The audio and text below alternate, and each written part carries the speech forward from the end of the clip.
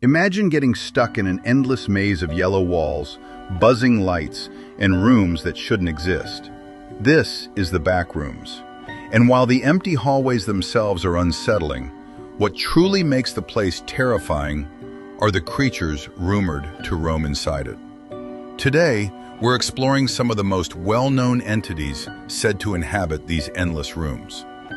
First, there are the hounds, canine-like beings that move unnaturally fast on all fours. Their bodies look vaguely human, but their behavior is more like wild, panicked animals. They react strongly to sudden noises, so staying quiet is the safest strategy. Most wanderers hear them before seeing them, the scraping, rushing movements echoing through long hallways. If one notices you, slow steps and calm motion are the best way to avoid provoking it. Another well-known presence is the smilers. They're recognized by glowing eyes and a bright, floating grin in the dark. Smilers stay in places where light is weak or completely absent, and they pull back from strong illumination. They don't chase or lunge. They observe silently, waiting for anyone to make the mistake of stepping closer. The simple rule applies. If you see a smile where no face should exist, keep your distance. Next are the skin stealers, tall humanoids that attempt to mimic human posture and movement, but never quite perfectly. Their steps are stiff, slightly unnatural, and they tend to avoid bright areas. Many wanderers describe them as curious rather than instantly hostile. They're most common in industrial-looking zones with pipes, vents, and storage rooms. If one notices you, the safest choice is usually to avoid interaction and quietly leave. There are also the wretches. These entities behave unpredictably, sometimes rushing, sometimes freezing, sometimes muttering quietly to themselves. They're unsettling, but not always aggressive. Many flee from sudden movement or bright lights.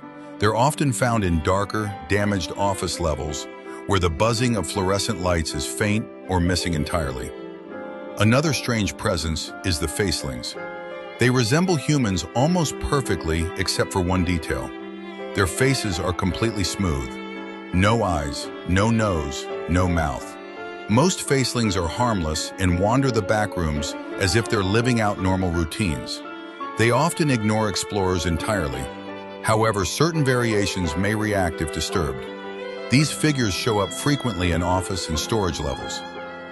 Then there are the clumps, crawling masses made entirely of limbs. They have no eyes but sense vibrations very well. Running or stomping can attract them quickly. Clumps usually appear in tight maintenance crawl spaces or dim utility tunnels where the air feels heavy and movement is restricted. And finally, the death moths. These moth-like creatures are drawn to light.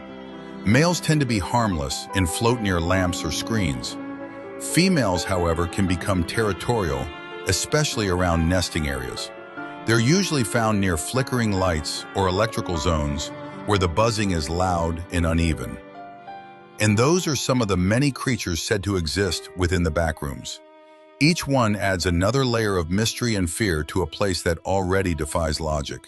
If you want a part 2 with even more entities, level creatures, or want a thumbnail idea or short-form script, just let me know. Thanks for watching.